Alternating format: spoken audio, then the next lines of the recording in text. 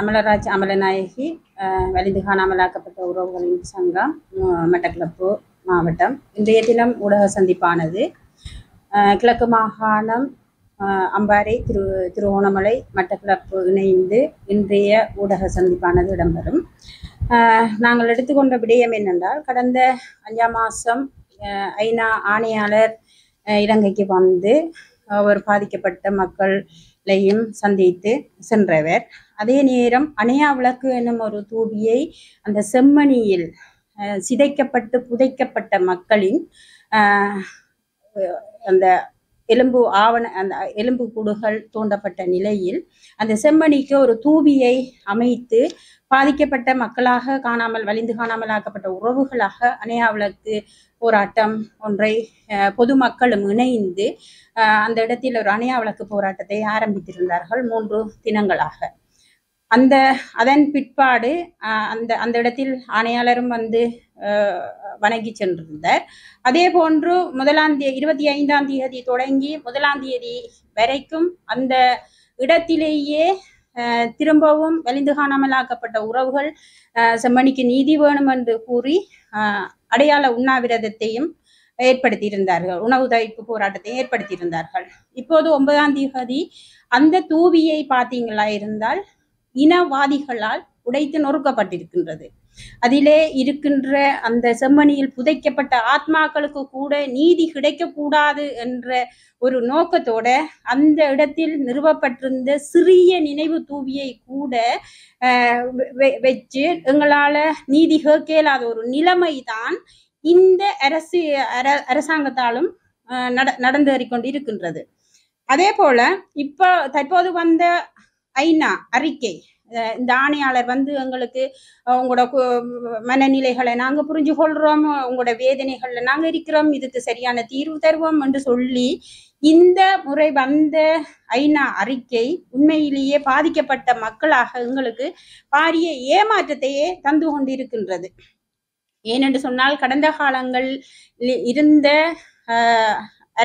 அரசுகளுக்கு கொடுத்த மாதிரி இப்பவும் அந்த கால அவகாசத்தை கொடுத்திருக்கிறார்கள். திரும்பவும் உள்ளக பொறிமுறையை திணிச்சிருக்கிறார்கள். நாங்க கேட்டது ஒரு சர்வதேச தரத்திலான ஒரு விசாரணை வேணும் என்றது தான் நாங்க பாதிக்கப்பட்ட மக்களாக கேட்டிருந்தோம் நாங்க. ஆனா அந்த வகையில இப்ப வந்திருக்கிற அறிக்கை எங்களுக்கு திரும்பவும் ஒரு ஏமாற்றத்தை கொண்டு வந்த மாதிரி இருக்கு. இந்த அனுர அரசாங்கத்தை நம்பிய ஐக்கிய நாடுகள் சபையும் கூட எங்களுக்கு ஒரு பாராமுகமான இப்படியான ஒரு விஷயத்தை செய்திருக்கிறது. சரியான ஒரு மனவேதனையை எங்களுக்கு கொண்டு வருது பாதிக்கப்பட்ட தரப்பாக. ஏனென்று சொன்னால், இப்ப இந்த அரசாங்கம் 2 முகங்களை காட்டி கொண்டிருக்குது. சர்வதேச நாடுகளுக்கு ஒரு முகத்தை காட்டுது, இலங்கைக்கு வந்து ஒரு முகத்தை காட்டி கொண்டிருக்குது.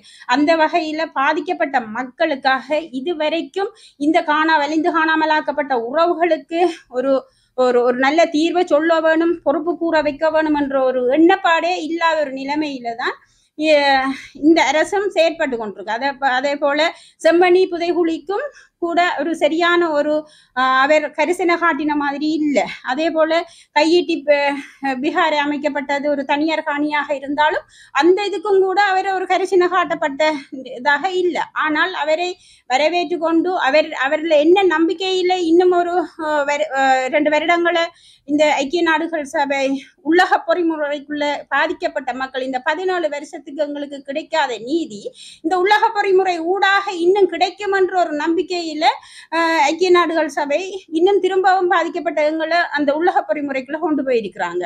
அப்ப அதை எங்களால நாங்க ஏற்றுக்கொள்ள இயலாது. நாங்க கேட்டதெல்லாம் சர்வதேச ஒரு தரத்திலான ஒரு நீதி விசாரணை வேணும்ன்றதை நாங்க கேட்டிருந்தோம். ஆனா இப்போது பாத்தீங்கன்னு சொன்னா இங்கேயும் சில குழுக்களாக பிரிச்சு கொண்டு சகோதர இனத்துக்கு நடந்ததும் எங்களுக்கு நடந்ததும் ஒரு சமநிலையான போர்க்குற்றம் என்ற ஒரு இதுக்குள்ள கொண்டு வராங்க. ஆனா இந்த விஷயம் உண்மையிலே எங்களுக்கு நடந்தது வேறு, அவர்களுக்கு நடந்தது வேறு. அவர்களுக்கு நடந்தது ஒரு குற்ற செயல், ஆனால் எங்களுக்கு நடந்தது, தமிழ் மக்களுக்கு நடந்தது திட்டமிட்டு வலிந்து காணாமலாக்கப்பட்டதும் திட்டமிட்டு ஒரு இன அழிப்பு நடந்து இருக்குது. அப்ப இதையும் சில குழுக்கள் சமநிலைப்படுத்தி சர்வதேசத்தில கூட ஏன் சில தூதுவர் ஆலயங்கள் கூட எங்களுடைய இந்த போராட்டம், எங்களுடைய இந்த பலி, எங்களுக்கு இந்த நீதி கேட்கிற படலத்தை மலங்கடிக்கிற மாதிரி ஒரு மென்போக்காக கொண்டு சென்று கொண்டிருக்கிறார்கள். ஆனால் எங்களுடைய இந்த போராட்டங்கள் எங்களுக்கான ஒரு சரியான ஒரு தீர்வு திட்டம் பெற வேண்டும்.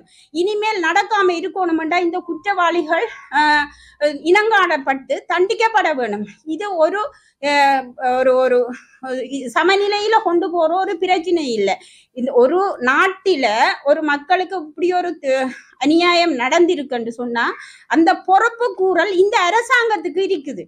அந்த பொறுப்பு கூறல் என்ற ஒரு விஷயம் நடந்தால்தான் இனிமேல் இதை போல நடக்காம இருக்கும். இந்த பொறுப்பு கூறுறதுக்கு இந்த அரசாங்கம் இல்லை, எந்த அரசாங்கம் வந்தாலும் அதுக்கு தடையாத்தான் இருக்கிறாங்க. ஏனென்றா அவங்களோட இருப்புகளை தக்க வைத்து கொள்றதுக்கும் அவங்க ஒரு இனவாத அரசியலை செய்து கொண்டிருக்காங்க. ஆகவே எங்களுக்கு இந்த ஐநா அறிக்கையில இப்ப இந்த ஓசிலப் எங்களுக்கு ஆவணங்களை திரட்டுற விஷயங்கள் சொல்லப்பட்டிருக்குது. அதிகம் இப்ப இங்க இருந்து போற இந்த குழுக்களால எப்படியான முறையில அந்த ஆவணங்களை திரட்டுற அந்த நீடிக்க போறாங்கன்றதும் எங்களுக்கு தெரியல. அதை ஒரு மென்போக்காக கொண்டு போய் எங்களுக்கு நடந்த இந்த இன அழிப்பை ஒரு சாதாரணமாக முடிச்சு வைக்கிறதுக்கான செயற்பாடுகள் நடந்து கொண்டிருக்கு. ஆகவே இந்த இவ்வாறான செயற்பாடுகளில் ஈடுபட்டு கொண்டிருக்கிறவர்கள் தயவு செய்து எங்களுக்கு ஒரு நீதி வேணும், அது சர்வதேச தரத்திலான ஒரு நீதி வேணும், அதற்கான எங்களோட அணுகி அதுக்கான இது செய்யுங்க. எங்கள்கிட்ட வந்து கேட்கறது இந்த ஒரு விஷயத்தை செய்யுங்க சொல்லி நாங்க அதை எங்களோட நோக்கம் வேறாக இருக்கும், இலக்கு வேறாக இருக்கும். அதை பார்த்துட்டு அவங்க கிடைக்கலன்னொன்னே தாங்களாக போய் எங்க ஒரு நிதி வருகுது, எங்க ஒரு நிதி வளம் வருகுது, அந்த நிதி வளத்தை பார்த்து கொண்டு அவங்க அதை செயற்படுத்துறதுக்கு இருக்கிறாங்க. அவங்களுக்கு தேவை ஒரு ஒரு நிதி வளம், அதைத்தான் அவங்க பாக்குறாங்க. இங்க எங்கட மனசுல பட்ட காயங்கள் ஆழமாக பதிஞ்சு கொண்டிருக்குது. எங்கட உறவுகளுக்கு என்ன நடந்ததுன்னு தெரியாம இந்த நிமிஷம் வரைக்கும் நாங்க வேதனையோட நாங்க இருக்கிறோம். இல்லாதவர்கள் இப்ப இறந்து போறதுன்றது ஒரு ஒரு இது, ஆனா நாங்க அவங்க இருக்கிறாங்களா இல்லையான்ற இந்த நிமிஷம் வரைக்கும் எங்களுக்கு தெரியாம நாங்க ஒவ்வொரு நாளும் அனுபவமாக சேர்த்து கொண்டிருக்கோம். இது ஏன் சர்வதேச நாடுகளுக்கு இது உணர முடியல? இந்த காசாவில நடந்த இந்த பிரச்சனைய எவ்வளவோ நாடுகள் எடுத்துரைக்கிறாங்க.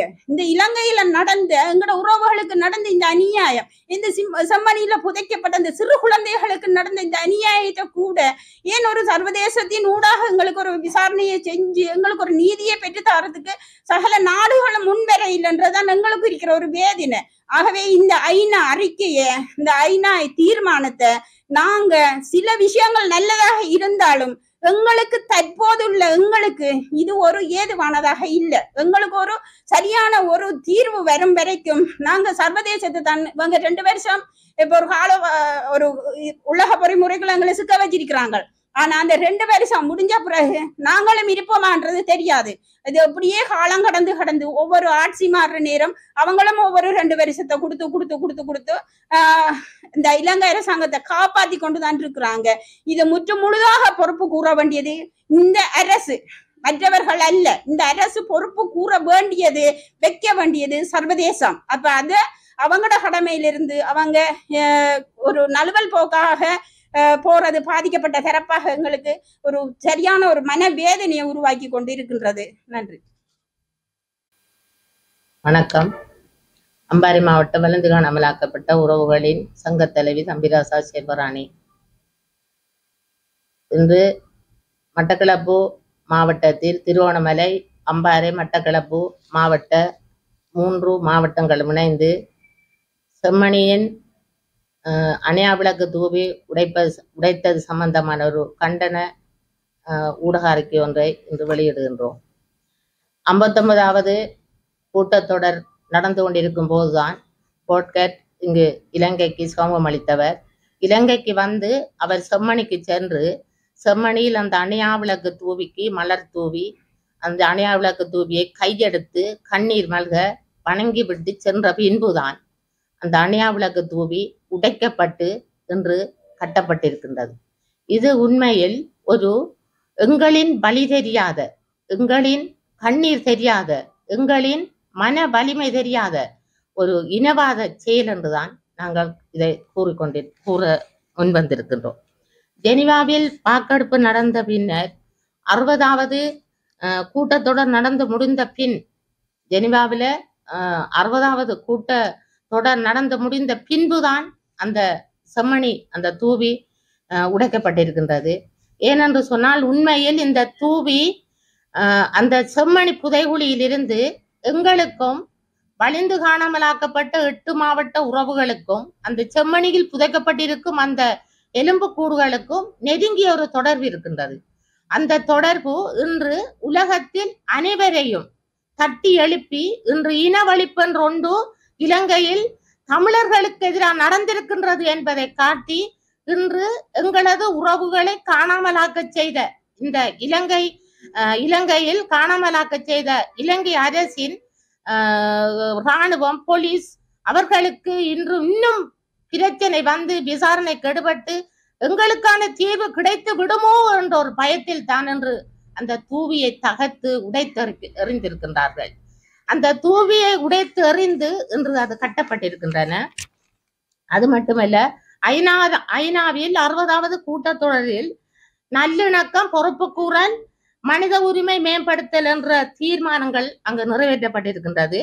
அந்த தீர்மானத்தில் பிரித்தானியா இணை அனுசரணையுடன் அந்த தீர்மானம் நடத்தப்பட்டிருக்கின்றது. அதில் பிரித்தானியாவுடன் 4 நாடுகளும் இன்னும் 22 நாடுகள் 27 நாடுகள் அதுக்கு அனுசரணை வழங்கி இருக்கின்றது. ஆனால் அந்த தீர்மானம் நடைபெற முன்பு அந்த தீர்மானத்துக்கு இலங்கை அரசு அந்த ஒத்துழைப்பு தரவில்லை. இப்போ இந்த எங்களது இந்த செம்மணி புதைகுடியை உடைத்திருக்கின்றார்கள். அதுதான் அவர்களது ஐநாவில் கொடுத்த மனித மேம்பாடு, அதுதான் அவர்கள் ஐநாவில் கொடுத்த நல்லிணக்கம், அதுதான் அவர்கள் ஐநாவில் கொடுத்த என்று கேட்க வேண்டிய நிலைமைக்கு நாங்கள் தள்ளப்பட்டிருக்கின்றோம். உண்மையில் நாங்கள் இன்று கேட்டுக்கொண்டிருப்பது அந்த 2 வருட கால நீடிப்பு அல்ல. நாங்கள் இந்த 17 வருடங்களாக எங்களது உறவுகளுக்கு என்ன நடந்தது என்ற உண்மை அறியத்தான் நாங்கள் இன்று உள்ளக பொறுமுறை என்ற ஒன்று எங்களுக்கு தேவையில்லை. இந்த இலங்கை அரசுடன் நாங்கள் பலவாறு கேட்டுவிட்டோம். இனிமேல் நாங்கள் சர்வதேசத்தை நாடி நிற்கின்றோம் என்றது சர்வதேச பொறுமுறையை நாங்கள் நாடி சென்றோம் 2018ஆம் ஆண்டிலிருந்து. ஆனால் இன்று இலங்கை அரசின் அனுராவின் பொய் வேடத்தை நம்பி இன்றும் அந்த ஐநா சபை இலங்கைக்கு சார்பாக 2 வருட கால நீடிப்பை இன்று கொடுத்திருக்கின்றது. அந்த கால நீடிப்பு இன்று 350க்கு மேற்பட்ட தாய்மார்களை நாங்கள் எங்களுடன் கூட இருந்த இழந்து நிற்கும் நேரத்தில் இந்த 2 வருட கால நீடிப்பு நீதி கேட்கும் வலித்துற இந்த தமிழர்களின் சாகட்டும் என்று நினைத்தார்களோ இந்த ஐநா சபை எல்லோரும் செத்தால் இன்று எங்களுக்கான இந்த பிரச்சனை தீர்ந்துவிடும் என்று நினைத்தோ இந்த 2 வருட கால நீடிப்பை கொடுத்திருக்கின்றார்கள். எங்கள் 8 மாவட்ட வளைந்து காணாமலாக்கப்பட்ட உறவுகளுக்கும் பாரிய மனவேதனையை தருகிறது. நாங்கள் இன்று உண்மையில் நாங்கள் கேட்டு நிற்பது விலை மதிக்கத்தக்க உயிர்களை, எங்களது உயிர்களுக்கு என்ன நடந்தது என்ற உண்மையை இவைகளை தராமல் இன்று அவர்கள் ஏதோ பிரச்சனைகளை எல்லாம் கதைத்துக் கொண்டிருக்கின்றார்கள். சேவைக்கு இல்லாத OMB, தேவைக்கு இல்லாத உள்ளக பொறிமுறைக்குள்ள எல்லாம் எங்களை தள்ள பார்க்கிறார்கள். எங்களது சமுதாயம் மீண்டும் உயிர்த்தெழுந்து வாழ வேண்டும். எங்களது இளைஞர்கள், யுவதிகள் எந்தவித பிரச்சனை எல்லாம் இந்த நாட்டில் வாழ வேண்டும். எங்களுக்கான உண்மை நீதியும் தெரிந்தால் தான் அதற்கு நாங்கள் சாட்சியம் உண்மையில் அவர்கள் வாழ்வார்கள் என்று. ஆனால் நாங்கள் என்று கேட்டு நிற்கின்றோம். இந்த செம்மணி புதைகுழியில் கட்டப்பட்டுள்ள அந்நியா விளக்கை உடைத்தெறிந்தீர்கள். எங்களது ஒவ்வொரு வலிந்து காணாமலாக்கப்பட்ட உறவுகளின் இதயத்தை தான் நீங்கள் உடைத்தறிந்திருக்கின்றீர்கள். ஏனென்று சொன்னால் இன்று எனது கணவன் அதற்குள் இருப்பானோ என்ற ஒரு சந்தேகம் எனக்கு இருக்கின்றது. அப்படியான நிலைமையை விட்டு இந்த ஐநா சபையும் இந்த உலக சர்வதேச நாடுகளும் எங்களது உறவுகளுக்கான நீதியை பெற்றுத்தர முன்வாருங்கள். எங்களுக்கு கால நீடிப்பு தேவையில்லை. எங்களுக்கான நீதியை பெற்றுத்தந்து எங்களுக்கான உண்மை நீதி என்ற நேர்மைக்கான சர்வதேச நீதியை பெற்றுத்தர முன்வர வேண்டும் என்று கேட்டிருக்கிறேன். நன்றி, வணக்கம். மட்டும் வலிந்து காணாமக்கப்பட்ட சங்கத்தின் தலைவி செபஸ்டியன் தேவி என்று இந்த ஊடக வாய் வழியாக நாங்கள் கூற விரும்புவது என்று செம்மணியில் நடந்த அந்த தூவி சிதறப்பட்டதும் அடிச்சு நொறுக்கப்பட்டதும் எங்களுடைய மனங்களில் பெரிய ஒரு பாதிப்பை உண்டாக்கி இருக்கிறது. ஏனென்றால் எங்களுடைய அடையாள சின்னமாக அன்று நாங்கள் ஒரு நூற்றுக்கணக்கானதில் 1000கணக்கான மக்கள் இன்றைக்கு அஞ்சல் செய்த இடத்தை இந்த இனவாதிகளால் இன்றைக்கு சிதறடிக்கப்பட்டது. அந்த செம்மணி புதகுழி ஒரு புதகுழி என்று நினைத்துத்தான் அவர்கள் சிதற. ஒட்டுமொத்த இலங்கையிலேயே வடக்கு கிழக்குல 22 புதகுழிகள் உள்ளன. அதில் மூதுள்ள உள்ளன, மட்டக்களப்புல இருக்கிற, மன்னார்ல இருக்கிறேன், மற்றது முல்லைத்தீவுல, இன்னும் எங்களுக்கு அறியாத இடங்கள்ல எவ்வளவு இடத்துகள்ல இருக்குது. ஏன் இந்த இதுகளெல்லாம் ஆயுள் செய்ய வேண்டாம் என்ற மூட வைத்து இதையும் மூடுவதற்கான வேலையில தான் அரசாங்கம் செய்து கொண்டு வருவது. இந்த 9வது ஜனாதிபதியாக இவரை மக்கள் தெரிவு செய்து எடுத்தார்கள். ஆனா இவர் வரும் பொழுது சொன்ன வார்த்தைகளில நாங்கள் நம்பினோம். ஆனா நம்ப வைத்து எங்களோட மக்களை பொய் கூறினார். நான் வந்தால் உங்களுடைய பிரச்சனைக்கு ஒரு தீர்வை கொண்டு வருவோம், காணாமாக்கப்பட்டவங்களுக்கு என்ன நடந்தது என்று சொல்வோம், அதுக்கான என்னை முதல் தெரிவு செய்து எடுங்க என்று மக்களிடம் கூட்டங்களை போட்டு அவர்களை தங்கள் வசப்படுத்தி கடைசியில் வந்தா அவர்களிலோட அந்த நாள்ல ஜேபிக்குள்ள இருந்த காணாமாக்கப்பட்டவர்கள் தான் இன்னும் தேடி பிடிக்கிறார்கள். ஊழல் செய்தவர்களை தான் தேடி பிடிக்க. ஆனா எங்களுடைய பிரச்சனையில எந்த ஒரு அர்த்தமும் இல்லை. எங்களுடைய பிள்ளைகள் 45,000க்கு மேற்பட்டவர்கள் காணாமாக்கப்பட்டிருக்காரு. இவர்களுக்கு என்ன முடிவுமே இல்லை. நாங்கள் கேட்பது என்ன, எங்களுடைய பிள்ளைகளுக்கு என்ன நடந்தது, அவர்கள் என்ன ஆனார் என்று. முதல் வந்து ஒரு மாதத்துக்குள்ளே சொன்னேர். திருவோணமலையில வத முகாம் 3 இருந்தது, முல்லைத்தீவுல முகாம் இருந்தது, வவுனியாவுல இருந்தது. அப்ப அவர் வாயால சொன்னது மட்டும்தான். அதை பத்தி எந்த ஒரு கதையும் நாள் போக போக அதை மறைச்சு கொண்டு போறீங்க. ஏனென்றா அவர்களிட இனங்கள் அவர் காப்பாத்தி தப்ப வைக்கிறேன். நாங்கள் இனவாதிகளால் நாங்கள் இன்னுமே நொறுக்கப்பட்டு இனவாதிகளால் என்ன நசுக்கப்பட்டு எங்களை வெளியில் தலை தூக்க இயலாத இந்த அரசாங்கம் இப்ப செய்து கொண்டு வருகிறது. இந்த அரசாங்கம் பொய் கூறி எங்களோட மனதுகளை மாற்ற வெளிக்கிட்டார். ஆனா இவர் சொல்வது அத்தனையும் பொய். சர்வதேசத்தூடாக நாங்கள் என்ன கேட்டுக்கொண்டிருந்தோம், அப்பையும் எங்களுக்கான சர்வதேச நீதி வேண்டும். ஐநா உயர்ஸ்தானி வந்த பொழுதும் அவர் எங்களுக்கு சார்பாக கதைச்சும், திருவோணமலையிலையும் கதைச்சு, யாழ்ப்பாணத்திலையும் கதைச்சு, கடைசியாக கொழும்பில் போய் அரசாங்கத்துக்கு சார்பாக கதைச்சு போட்டு போய்விட்டார். அது எங்களுக்கு மன வேதனை அளிக்கின்றது. ஆனா இன்னும் அவரும் இதை யோசிக்க வேணும். காலப்போக்குல இந்த செம்மணியில சிதறப்பட போற மாதிரியே நாங்களும் ஒரு நாளைக்கு சிதறி போவோம். அது நிச்சயம் நடக்கும். இதுக்கான முழு தீர்வும் சர்வதேசம் எங்களுக்கு மிக விரைவில் இந்த நீதியை பெற்று தரணும் என்று கேட்டு நிற்கின்றோம்.